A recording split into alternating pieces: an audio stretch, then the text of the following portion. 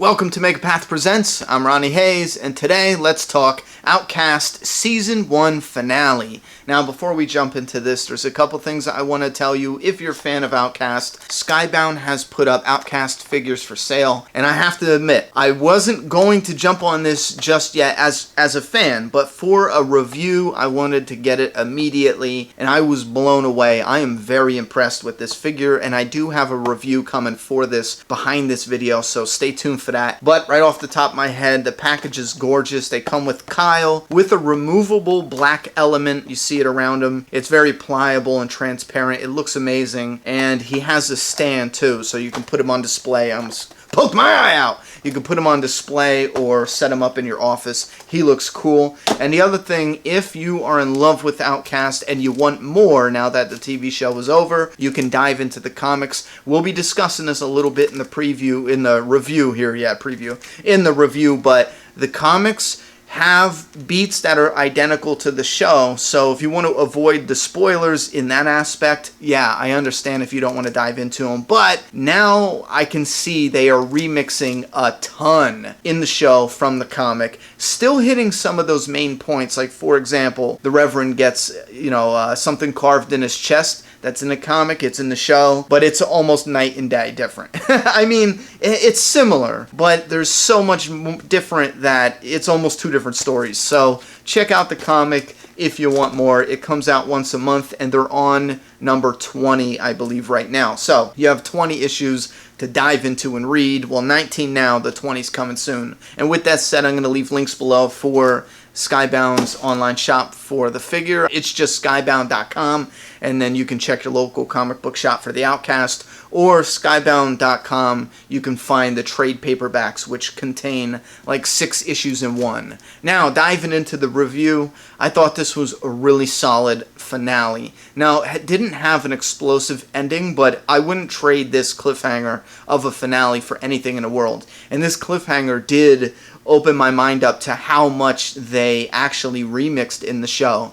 Just last review, I was talking about, man, I thought they would do more than what they're putting in the season 1, and this cliffhanger blew my mind this finale blew my mind, because what they did when the episode was playing out halfway through, we went to the moment where Sydney takes Kyle, puts him in the trunk, takes him and locks him up. Well, we were just at that in issue 18 and 19 in the recent one, but where Megan attacks Mark is all the way back like 6 or 7 issues in the past, and then where they ended the cliffhanger, this season finale, is actually all the way back in issue 8. Keep in mind, where he's locked up is issue 18, 19, and he's still locked up. We didn't even get past where the show is at right now. They caught up like overnight with the show. They bounced backwards all the way to issue 8. Now remember where they went to look at the runaway girl? This is where they are, I believe, if I remember correctly. Yeah, it is. They're on their way to find the runaway girl all the way back a couple episodes ago in the show, and that's where they end this cliffhanger, where he's at the gas station, and it's raining here, but he gets out of his car,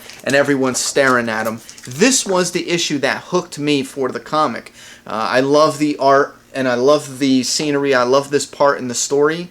This is the moment, and I thought that was so amazing. For me personally as a fan, that the moment that it really hooked me for a comic was the gas station scene, the rain, the artwork. I fell in love with all of it all at once at that moment, and they ended this season at that moment, but remixed in such a different way. A different point, a time in the story. He's with his daughter in the show. He's not with his daughter in the comic. I mean, I don't even think he went to see his daughter more than twice in the comic at this point. I loved it personally.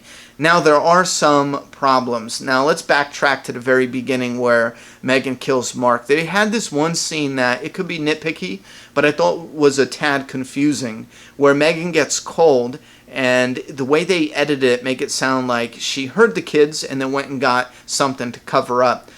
Which didn't really make sense, because in our opinion, this demon's still new. She's new to everything. As we can see, she's looking at everything like it's, for the first time. She's oversensitive to sights and sounds. But you can see that since she's oversensitive, she does get cold in that moment. The actress is all chilly. but I just thought it would make more sense for her to get cold and look down at Mark and see how he's wearing clothes. Just put a little cut of her grabbing the clothes and just doing this, feeling it, and then it could click with her, okay, he's wearing something to be warm, and then she could turn around, grab the robe, and put it on. There's little moments like that where I don't know if it's the direction, directing, the editing, or a combination of both. And that happens later on, too, where they're having the fight. It felt like it was more powerful on paper than it ended up on show, but I still really enjoyed it. I want to make that clear. But it felt a little scripted, like, okay, Megan attack, and the preacher, okay, your turn, come in now. It just felt so smooth. And then it was like, and I know it has a lot going on, so you want to be careful not to hurt the child. You have an adult actor, she's flailing around, child grabs her, you stand up with the child on you. So there's a lot going around, so you probably have to be very careful you don't knock the little kid out, you know what I mean? So, but it felt a little too clean, like it was, okay, you come in, as far as the choreograph for the fight scene or how that shit all went down. But when the kid, Amber grabs Megan, and she turns black in the skin like where her veins are, and we see that Amber has that powers. That was one of the moments where I was like, oh, of course! Because when the comic came out and they first showed that Kyle was a kid, with his flashbacks, you saw that he had that power as a kid with his mother, and then he has his kid now, and his kid, Allison, Kyle's wife, got possessed, just like his mother. In the comic, I was thinking, oh man, that would be badass if the kid has powers too. Most likely she's going to, but what if her powers are stronger? What if, we're focusing so much on Kyle, but it's his daughter that's the key, and coming up in the comic and now in the show, what if he has to protect her? Like, they both have this power, but what if she's the true beacon now, or some shit like that? That's just what I was thinking about. But then I got so clustered with so many other things, the mystery of this and that, and other shows and doing other work and stuff. I totally forgot. So when Amber grabs her, I was just like, yes, this is awesome. I love it. Again, though, what did take me out of it a moment is it felt a little too scripted. Like, okay, you come in. But other than that, I loved it. I loved how they got to that point. Some parts in this episode felt like they were bringing it in to end the episode. When Sydney was locking him up and walking away, they had that song. I thought it was beautiful and it was done well. But that felt like the cliffhanger. It felt like they were going to end it. I was like, wow, this feels odd, And then they played the rest out. So there was moments that kind of pulled me out of it a little bit as far as enjoying the story. But I don't think that was intentional. A couple slip-ups. But overall, I really like this. But I'm starting to truly see that this story is not going to be, here's a reveal, and then here's what happens after that. Because with the comic and with the show, I've been waiting for the answers to come, and I thought they would have come by now. I'll be honest with you. I thought this story was set up like, okay, here's the normal possessions, here's everything like that, and then we're going to get to a point where we find out the truth. Like, okay, here's what they are exactly, here's their mission, but then the rest of the story will be, how do we stop it? I thought that's the direction they were going to go here, which can get a little frustrating if you are a person who's like, okay, because there are fans out there that are like that say, I don't want to go 3 seasons and not know what the hell Sydney is or the possessions are.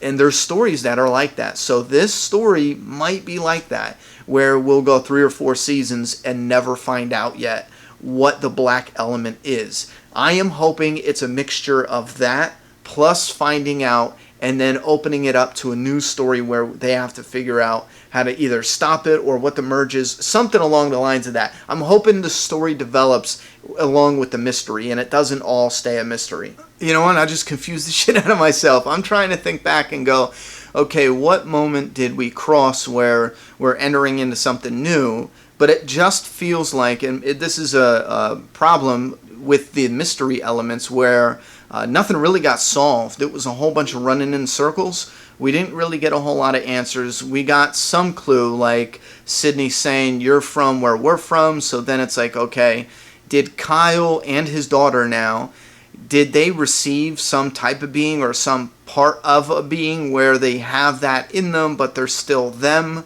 I think it would be creepy as shit to be a kid, with those memories, but knowing that, the person you are when you're born as a human, that's no longer who you are, even though you have their memories still. I don't know if that's confusing, but that would be scary as shit. Like Kyle was Kyle Barnes up until the point the shit with his mom, and then he got a piece or an element of the black goo, or maybe a different type of that black element went in him, and he's now actually the black element. Like, let's say if it's some being, he's now that being with the memories of Kyle Barnes. I think that's some trippy ass shit.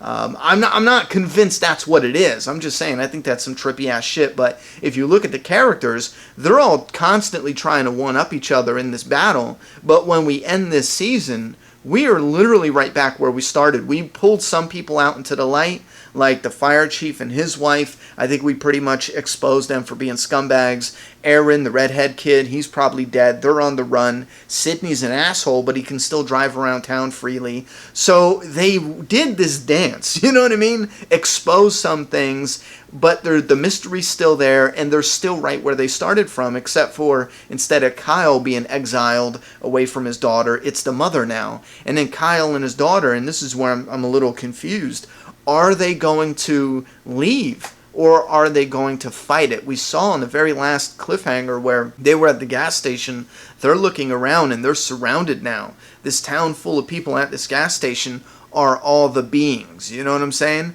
And I thought that was the best way to end a season. I'm going to say that time and time again. I love that ending, just like I loved it in the comic. I think the way they did it in the show was more powerful, having a daughter there, and end it by saying dad.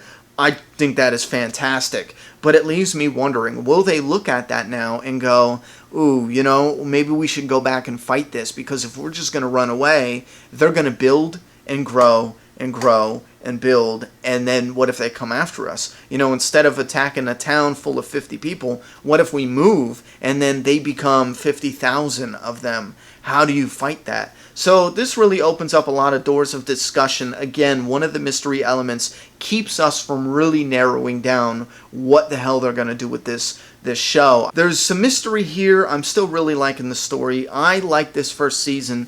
It's definitely a different type of show.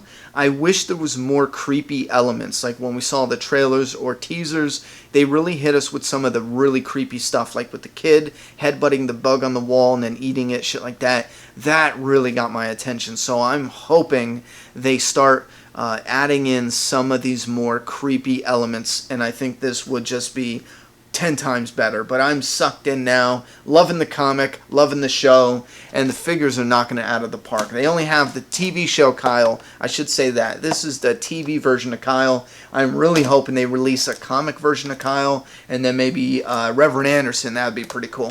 Anyway, I'm sure there's plenty more we could talk about. I didn't really recap a lot because I didn't want to waste my time in the video telling you guys what happened on the show. But if you do have any other questions, because obviously you already saw the episode, but if you have any questions or my thoughts and opinions on any specific scenes, maybe you didn't understand something, or you have an idea or theory about something that happened, leave those down in the comment box. I would definitely love to hear what you have to say. I'm done talking. It's your turn.